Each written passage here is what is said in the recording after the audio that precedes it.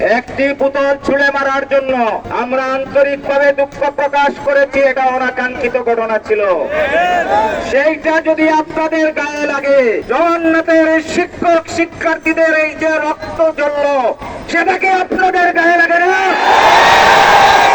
নাকি জগন্নাথের শিক্ষক শিক্ষার্থীদের রক্ত এটা রক্ত না? যতদিন পর্যন্ত দাবি আদায় না হবে, ততদিন পর্যন্ত আমরা রাস্তায় অবস্থান করব। ততদিন পর্যন্ত জগন্নাথ বিশ্ববিদ্যালয় কমপ্লিট শাটডাউন থাকবে। কতিপয় উপদেষ্টা মন্ডলী, আপনারা উপদেষ্টা হয়েছেন, আমরা সর্বাত্মক আমাদের সহযোগিতা আপনাদের প্রতি আছে। আমাদেরকে রাস্তায় কন্টিনিউ করার রাস্তা আপনারা দেখাবেন না। জগন্নাথ বিশ্ববিদ্যালয়ের আমাদের যে তিনটি দাবি, সেই তিনটি দাবি অত্যন্ত যৌক্তিক দাবি। সেই দাবি যত দ্রুত আপনারা মেনে নেবেন, আমি দায়িত্বশীল হিসাবে কথা দিচ্ছি, আপনাদের পক্ষ থেকে ঘোষণা আসা মাত্র 1 মিনিটের মধ্যে আমি আমার শিক্ষার্থীদের নিয়ে ক্যাম্পাসে ফিরে যাব।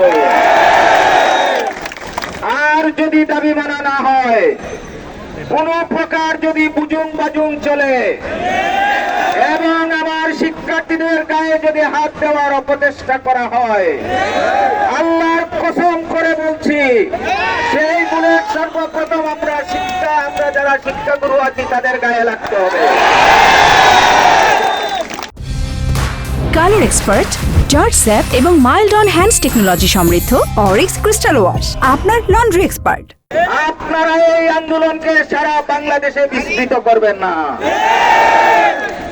আমাদের দাবি অত্যন্ত যৌক্তিক দাবি। আমাদের 3 দফা দাবি অবিলম্বে মেনে নিতে হবে। কালকে যারা আমার সহকর্মী শিক্ষক এবং শিক্ষার্থীদের গায়ে হাত দিয়েছে, তাদেরকে বিচারের আওতায় আনতে হবে। একটি বোতল ছুঁড়ে মারার জন্য আমরা আন্তরিকভাবে দুঃখ প্রকাশ করেছি। এটা অনাকাঙ্ক্ষিত ঘটনা ছিল। সেইটা যদি আপনাদের গায়ে লাগে, জগন্নাথের শিক্ষক শিক্ষার্থীদের এই যে রক্ত জ্বলল, সেটাকে আপনাদের গায়ে লাগে না? নাকি জগন্নাথের শিক্ষক শিক্ষার্থীদের রক্ত এটা রক্ত না? এর মূল্য দিতে হবে, এর বিচার করতে হবে। কারো উস্কানিতে আমরা পা দিব না।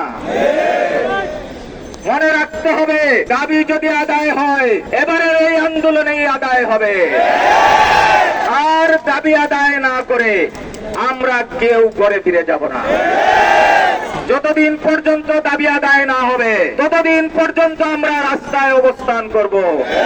ততদিন পর্যন্ত জগন্নাথ বিশ্ববিদ্যালয় কমপ্লিট শাটডাউন থাকবে। আর যদি আমাদের অবজ্ঞা করা হয়, জগন্নাথ বিশ্ববিদ্যালয়ে রাখার কোনো প্রয়োজন নেই। থেকে সেটা অমিট করে দেন, আমি স্বেচ্ছায় পদত্যাগ করে চাকরি থেকে এখান থেকে চলে যাব। জগন্নাথের এবারের ন্যায্য দাবি আদায়ের জন্য যদি পুরো ঢাকা শহরে অবরোধ করতে হয়, আমরা সেটাও করব। সরকারের দায়িত্বে যারা আছেন, আমি দৃষ্টি আকর্ষণ করছি, আমরা আপনাদের বিপক্ষ কোন শক্তি নয়। আমরা আপনাদেরই সহযোগী শক্তি। আপনারা আমাদেরই সরকার। আজকে 24 ঘন্টা পার হতে যাচ্ছে, আমার অসহায় শিক্ষার্থীরা রাস্তায় শুয়ে আছে, আর আপনারা রাষ্ট্রীয় মসনদে বসে আছেন, একটু খোঁজও নিচ্ছেন না। হইতে পারে না।